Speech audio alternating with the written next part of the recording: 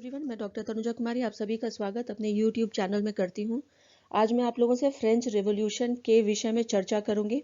आज के इस वीडियो में फ्रांसीसी क्रांति क्या था तथा इसके पीछे कौन से कारण रहे थे इस क्रांति के होने के, इसके विषय में आज के इस वीडियो में आप लोगों से बात करूंगी।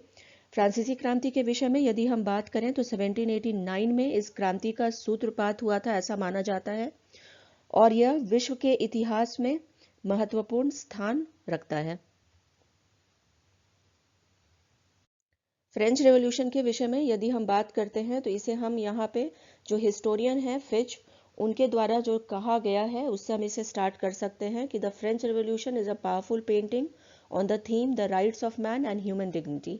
यहाँ पे यदि हम बात करें कि फ्रेंच रेवोल्यूशन को जो प्रेरित करने वाला जो स्लोगन रहा था उसमें जो 3 शब्दों का इस्तेमाल विशेषता हुआ था, जिसे लिबर्टी, इक्वालिटी और फ्रेटर्निटी के नाम से हम जानते हैं, इसने न सिर्फ फ्रांसीसी क्रांति को प्रभावित करने का कार्य किया था बल्कि संपूर्ण विश्व को आगे आने वाले समय में प्रेरित करने का भी कार्य किया था। फ्रांसीसी क्रांति यहाँ पे ये कहा जा सकता है कि न सिर्फ फ्रांस के इतिहास में या यूरोपीय इतिहास में बल्कि संपूर्ण विश्व में सबसे महत्वपूर्ण क्रांति के रूप में याद किया जाता है, क्योंकि इसने बहुत सारे ऐसे देश थे संपूर्ण विश्व में जिसे प्रभावित करने का कार्य किया, जहां इसके पश्चात स्वतंत्रता की प्राप्ति भी देखी जा सकती है। अब आज की इस वीडियो में मैं आप लोगों से बात करूंगी कि फ्रांसीसी क्रांति के पीछे कौन कौन से कारण रहे थे और इसका प्रारंभ किस प्रकार से हुआ था, इसके विषय में आगे आप लोगों से चर्चा करूंगी। फ्रांसीसी क्रांति के विषय में जब भी हम बात करते हैं तो सबसे पहला जो तथ्य हमारे समक्ष आता है वह यह है कि फ्रांसीसी क्रांति विश्व के इतिहास में महत्वपूर्ण स्थान रखता है। साथ ही साथ ऐसा नहीं था कि इसने सिर्फ फ्रांस को प्रभावित करने का कार्य किया था, बल्कि संपूर्ण विश्व में कहा जा सकता है कि एक नए युग का शुरुआत या सूत्रपात हुआ था। यहाँ पे ये भी कहना जो है गलत नहीं होगा कि फ्रांसीसी क्रांति ने आधुनिक विश्व का निर्माण किया था। जैसा कि हम जानते हैं कि जो स्लोगन ही था फ्रेंच रेवोल्यूशन का वह था फ्रेटर्निटी, इक्वालिटी एंड लिबर्टी, और ये तीनों ही शब्द जो हैं वो जुड़े हुए हैं स्वतंत्रता के साथ में। फ्रांसीसी क्रांति जिस समय हुआ था संपूर्ण विश्व में उपनिवेशवाद या कॉलोनियलिज्म का फेज जो है वो चल रहा था। अधिकांश जो देश थे वो स्लेव की तरह या किसी न किसी महान शक्ति के अधीन उनके नियंत्रण में रहे थे, और इस क्रांति के पश्चात जितने भी देश उपनिवेश की तरह रहे थे वहां पे सूत्रपात जो हुआ था वह आजादी के लिए इसके पश्चात ही हम कह सकते हैं कि उसकी प्रारंभ हुई थी। 1789 की फ्रांसीसी क्रांति एक आकस्मिक घटना नहीं थी, बल्कि लंबे समय से चल रही आ रही प्रक्रिया का प्रतिफल इसे कहा जा सकता है। यूरोपीय देशों में फ्रांस की राज्य क्रांति इसलिए महत्वपूर्ण स्थान रखता है क्योंकि 18वीं शताब्दी के अंत में यूरोपीय सभ्यता के केंद्र में फ्रांस को मान्यता मिल गई थी, और यहाँ पे ये कहा जा सकता है कि इस क्रांति के पीछे या इस क्रांति के होने के पीछे दार्शनिकों की भी महत्वपूर्ण भूमिका रही थी। 20 जून 1789 का जो घटनाक्रम रहा था वह भी फ्रांसीसी क्रांति के लिए बहुत ही महत्वपूर्ण रहा था। यहाँ पे जो 20 जून 1789 को, जिसे हम ओथ ऑफ टेनिस कोर्ट के नाम से जानते हैं, इसी के साथ कहा जा सकता है कि जो फ्रांसीसी क्रांति है उसका प्रारंभ हुआ था। फ्रांसीसी क्रांति की शुरुआत के विषय में यदि हम बात करें तो 5 जुलाई और 8 अगस्त भी फ्रांसीसी क्रांति में महत्वपूर्ण स्थान रखता है।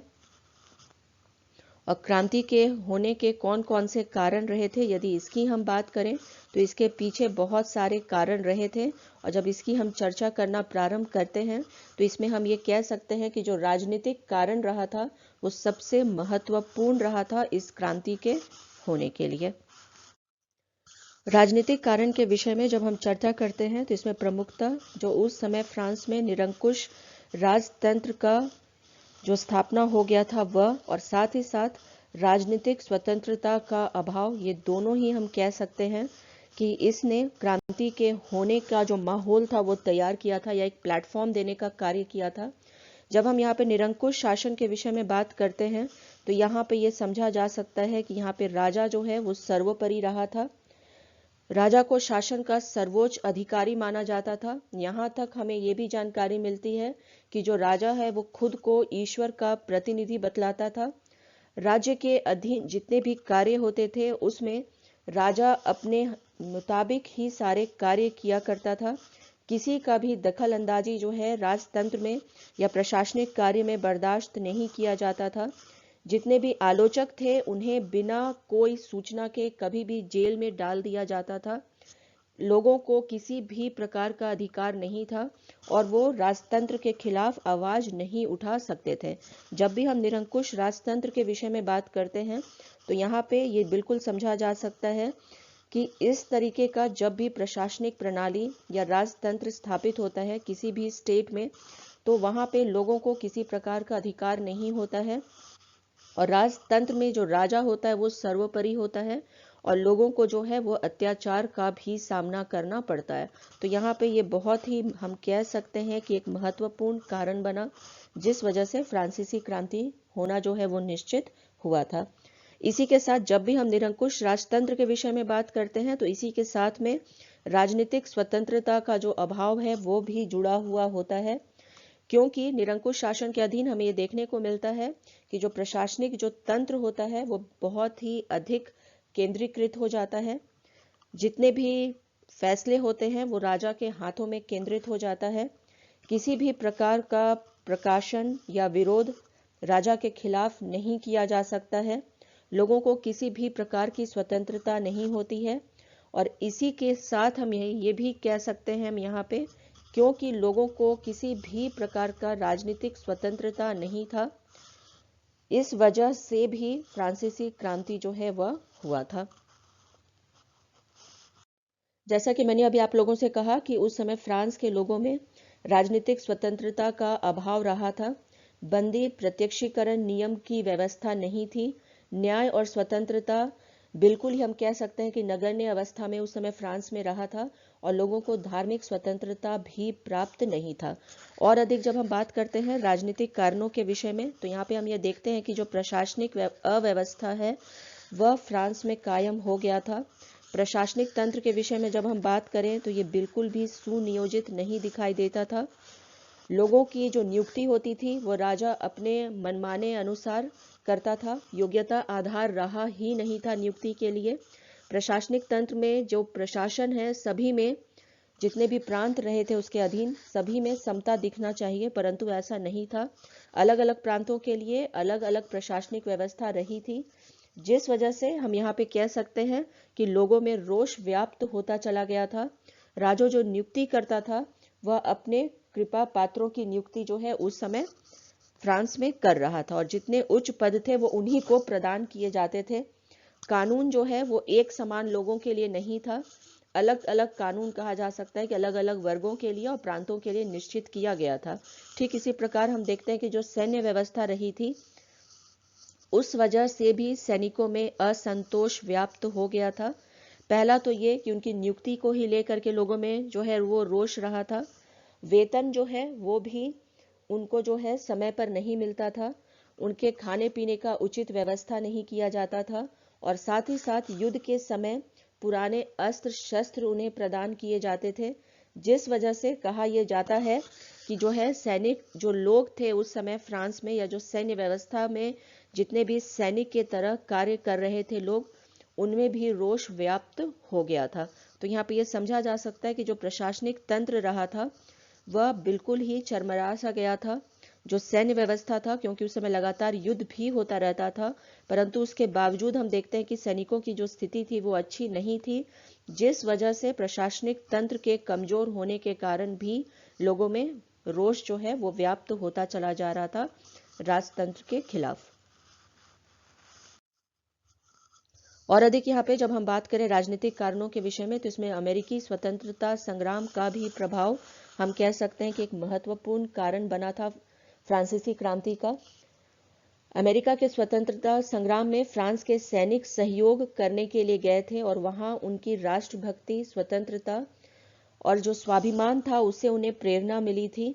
और इसके ठीक पहले जैसा कि हम जानते हैं कि 1774 में ही जो है अमेरिका को इंडिपेंडेंस प्राप्त हुआ था और इसी के साथ जो है ये लोगों को प्रेरित करने का कार्य किया था, क्योंकि फ्रांस के जो लोग हैं वो धार्मिक तौर से भी अमेरिका के लोगों के साथ में जुड़े हुए थे।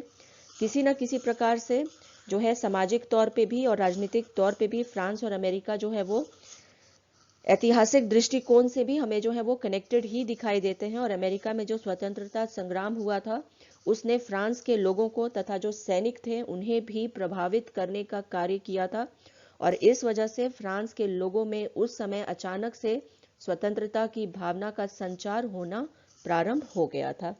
नेक्स्ट यहाँ पे यदि हम बात करें अन्य कारणों की, तो इसमें कहा जा सकता है कि जो शासक रहे थे फ्रांस के वो अयोग्य रहे थे।